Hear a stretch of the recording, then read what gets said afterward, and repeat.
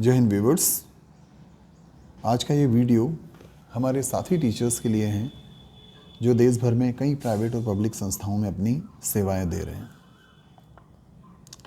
तो सबसे पहले मैं आपसे निवेदन करना चाहता हूं कि अगर आपके पास में 10-15 मिनट का टाइम हो और अभी आप शांति से बैठ करके इस वीडियो को सुन सकते हैं तो ही सुने, अदरवाइज़ जब आपके पास में टाइम हो तब आप सुने। तो शुरू करते हैं। इस वीडियो की शुरुआत में एक घटना से करता हूँ। एक 9 साल का बच्चा अपने पिता से जिद करता है कि पापा मुझे आज स्कूल नहीं जाना। पिता ने पूछा क्यों नहीं जाना है? तो बच्चा बोलता है कि आज का जो यूनिफॉर्म है उस पर्टिकुलर डे का, मे बी वेंसडे सैटरडे जो भी दिन रहा हो, आज के यूनिफॉर्म पर जो शूज़ पहन के जाना है वो शूज़ आज मेरे गीले हैं, मैंने धोए थे, अभी तक सूखे नहीं हैं और मैं पहन के नहीं जा पाऊँगा उनको और मुझे दूसरे जूते पहन के जाना पड़ेगा। तो फिर मुझे रेगुलर असेंबली में खड़ा नहीं रहने दिया जाएगा और मुझे असेंबली से अलग खड़ा रहना पड़ेगा सभी से, तो वो मुझे ठीक नहीं लगता है। पिता ने कहा कि भाई तुम्हारी पहली गलती तो ये है कि तुम्हारी यूनिफॉर्म रेडी होना चाहिए और चलिए बिकॉज ऑफ XYZ किसी रीज़न से अगर वो रेडी नहीं है तो कोई बात नहीं, आप दूसरे शूज़ पहन करके स्कूल जाओ। स्कूल जाना इम्पॉर्टेंट है और आप जा कर के अपने जो भी प्रिंसिपल हैं, क्लास टीचर हैं, उनको बता दो जो भी जेन्युइन रीज़न है कि सर या मैडम इस कारण से मैं ये शूज़ पहन करके आया हूँ और this is my fault, but मैं इस बात का ध्यान रखूँगा आगे से। आप जा कर के बता दीजिए। सो क्योंकि आपका जेन्युइन रीज़न है सो दे विल कंसिडर, बट आपको स्कूल जाना चाहिए, स्कूल की छुट्टी नहीं मारना चाहिए आपको। बच्चे ने अपने पिता से पूछा कि पापा विल इट दिस वर्क? बिल्कुल, अगर आप जेन्युइन हैं, अगर आप सही हैं तो आपकी बात सुनी जाएगी, समझी जाएगी और आपको जाना चाहिए। वो बच्चा स्कूल जाता है। स्कूल जा कर के सबसे पहले जा कर के अपने प्रिंसिपल को बोलता है कि सर मैंने कल अपने शूज़, मेरे शूज़ बहुत गंदे हो रहे थे, मैंने उनको धोया और अभी वो गीले थे, इस कारण से मैं पहन के नहीं आ पाया और मैं ब्लैक शूज़ पहन करके आया हूँ। तो सर ने कहा ठीक है अभी आप जाइए।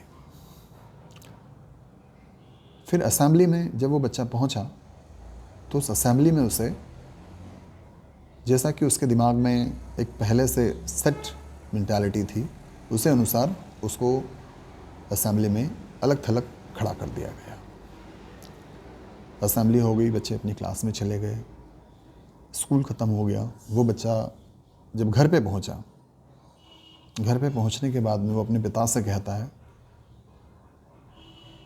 एक व्यंग्यात्मक मुस्कान के साथ, पापा वो आपका आइडिया काम नहीं किया, मैंने अपने प्रिंसिपल को बताया था लेकिन फिर भी मुझे असेंबली में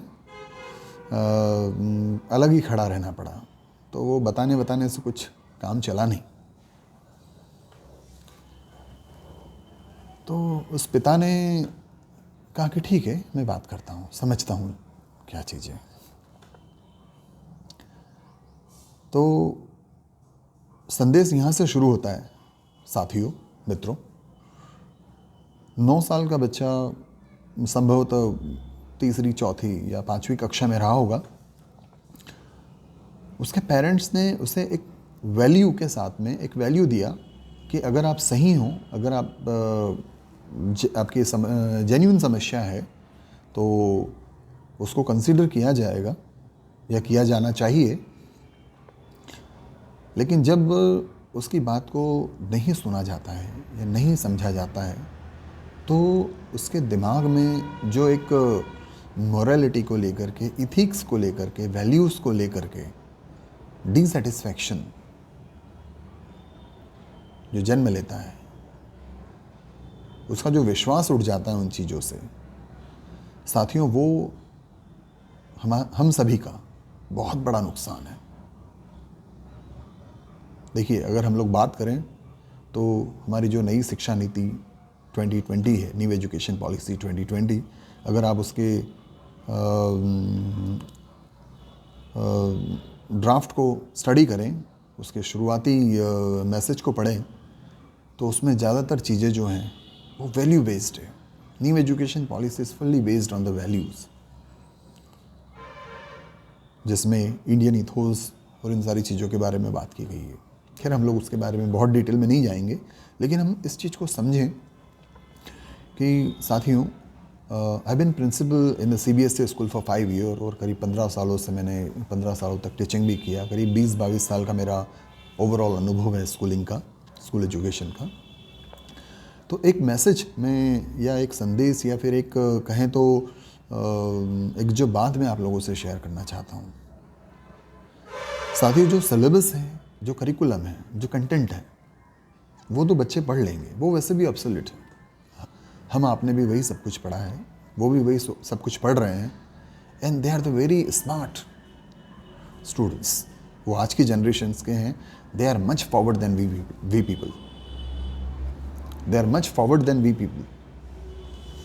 तो वो इन सारी चीज़ों को बहुत आसानी से सीख लेंगे, और जब तक उन्हें इन सारी चीज़ों की आवश्यकता होगी, हो सकता है कि ये सारी चीज़ें यूज़ के बाहर हो जाएं। जब तक वो कीबोर्ड पर, हम आप लोगों ने शायद टाइपिंग का प्रैक्टिस किया होगा, हमने कीबोर्ड पर टाइपिंग स्पीड या इन सारी चीज़ों के बारे में प्रैक्टिस किया होगा। But today is the words when a person can type bye voice command. तो हम नहीं जानते इंफॉर्मेशन टेक्नोलॉजी दुनिया को किस तरीके से परिवर्तित करने वाली है। हो सकता है कि हम आज जिन चीज़ों के ऊपर इंसिस्ट कर रहे हैं, वो चीज़ें फ्यूचर में उनके यूज़ में ही नहीं रहे, वो आउट ऑफ मार्केट हो जाएं। हो सकता है कि जो चीज़ें आज वो पढ़ रहे हैं, वो सारी कुछ चीज़ें बड़ी इजीली और कुछ इस तरीके से अवेलेबल हो कि उन्हें उन सारी चीज़ों की आवश्यकता या डिपेंडेंसी उस पर ना के बराबर रहे। But one thing I would like to mention you dear my friends, मैं साथ ही बोलूँगा, क्योंकि हम सब लोग, मैं एक nation builders, we all are the nation builders, हम सभी राष्ट्र निर्माता कहे जाते हैं, टीचर्स। तो एक चीज़ हमेशा जीवित रहेगी, एक चीज़ हमेशा रहने वाली है हमेशा से, that is the values, ethics. इसके ऊपर बच्चों का जो बिलीव है वो बहुत ज़रूरी है। मीन्स एक चीज़ मैं अपने साथियों से हमेशा कहता रहा हूँ, और मैं खुद भी इस चीज़ में बिलीव करता हूँ कि जब बच्चा स्कूल आता है, स्कूलिंग में हम लोगों की ज़्यादा जिम्मेदारी इस चीज़ पर है कि हम कितनी ऑथेंटिक वैल्यूज़ उन बच्चों में इन्फ्यूज़ कर सकते हैं regarding the honesty, truthfulness, etiquettes, discipline, इन सारी चीज़ों के बारे में। Human values, ethos, this all are very very important. This we all understand. आज से 1000 साल पहले भी ये चीज़ें उतनी ही रिलेवेंट थी, और 1000 साल बाद भी उतनी ही रिलेवेंट रहने वाली है। So our primary role and the responsibility is to develop this all things. हम ज़्यादा इन चीज़ों पर फोकस करें कि बच्चों के अंदर हम कितनी वैल्यूज़ डेवलप कर पा रहे हैं। देखिए साथियों, एक छोटी सी घटना है। एक स्कूल के डायरेक्टर ने एक रिटायर्ड IPS ऑफिसर से पूछा कि सोसाइटी में इतने सारी समस्याएं क्यों हैं। हर तरफ चोरी डकैती हो रही है, लूटमार हो रही है, रेप हो रहे हैं, there are the crimes against womens. तो ये सब कुछ क्यों हो रहा है, और इसको कैसे कंट्रोल किया जा सकता है? How is it possible? इतनी पुलिसिंग है, सारी कुछ चीज़ें हैं, the police is getting the international trainings and all the things, उसके बावजूद ये चीज़ें कंट्रोल क्यों नहीं हो पा रही है? So the person replied, that is because of the schools are not playing their role properly. साथियों देखिए, इस एक छोटे से स्टेटमेंट की अगर डेप्थ को हम समझने की कोशिश करें, मे भी वो कितना सही है कितना गलत है, लेकिन हम उस पर बहस नहीं करेंगे। लेकिन हम लोग अगर इस चीज़ को समझें कि schools are not playing their role properly, somewhere this is very very relevant. देखिए, जब एक बच्चा बैंक की रॉबरी करता है तो वो डायरेक्ट बैंक की रॉबरी नहीं कर लेता है। बच्चा से मैं कहने का मतलब है, जब कोई व्यक्ति ऐसा कुछ करता है तो डायरेक्टली इतनी हिम्मत नहीं कर सकता है। उसकी शुरुआत कहाँ से होती है?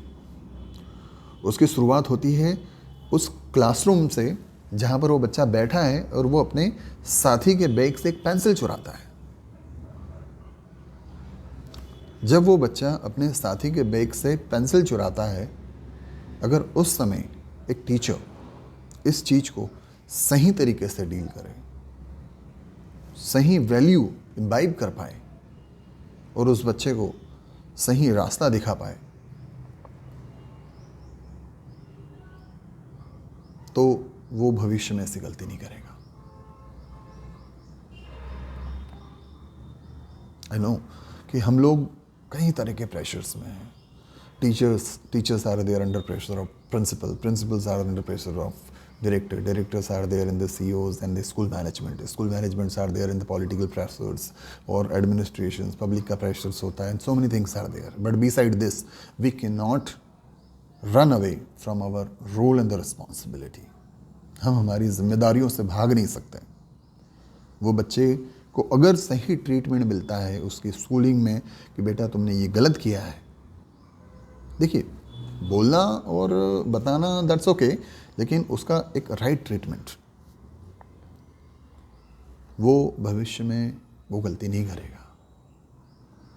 अगर बच्चे को इस चीज़ का इम्पोर्टेंस उसके स्कूलिंग में सिखा दिया जाए कि बेटा you have to submit your notebook on Monday या ट्यूसडे और सैटरडे और व्हाटएवर द डे इज, कि आपको अपनी नोटबुक इस डेट को सबमिट करना है, any one is not submitting, so how to deal fairly without disrespecting him, without insulting him, without demoralizing him, then future में वो अपनी बिजली का बिल भी टाइम पे भरेगा और अपना इनकम टैक्स रिटर्न भी टाइम पे भरेगा। But the things are what, एक ट्रेंड है हमारे यहाँ पर चलता है, ठीक है, इट्स ओके, चलेगा। That is the problem. So somewhere this is very important कि हम हमारी स्कूल के करिकुलम के साथ में, स्कूल के सिलेबस के साथ में, हमारे सारी चीज़ों के साथ में हम बच्चों में कितनी वैल्यूज़ डेवलप कर पा रहे हैं टुवर्ड द ईच अदर, अपने साथियों के टुवर्ड्स, अपने पेरेंट्स के टुवर्ड्स, अपने सोसाइटी के towards. Somewhere that is much more important than any other things, what I believe, because the schooling is a time वहाँ पर हम सब कुछ सीखते हैं, सब कुछ समझते हैं। देखिए, अपनी बात को कंक्लूड करूँगा मैं, करीब 15 मिनट का वीडियो हो रहा है। जब कोई लड़की शादी करके अपने ससुराल में जाती है और कुछ उससे ठीक ठाक नहीं होता है, तो एक बात उससे कही जाती है कि तुम्हारी माँ ने कुछ नहीं सिखाया या तुम्हारी मम्मी ने नहीं सिखाया।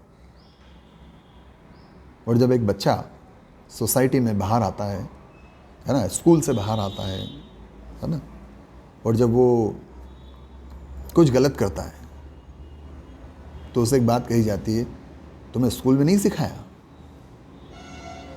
So, therefore, the schooling is much different than the higher educations. So, बहुत सारी बातें हैं कहने सुनने के लिए, लेकिन somewhere में थोड़ा सा आपका ध्यान इस ओर आकर्षित करना चाहता था। Hopefully, you will understand and less happy learning. और हम लोग teachers are the ultimate learner, बस हम लोग ऐसे ही सिखाते रहेंगे और somewhere we would be playing our roles toward the society. Ultimately, the nation builders are not limited, means our role and the duties are not limited up to the classroom. So, best wishes. Thank you so much.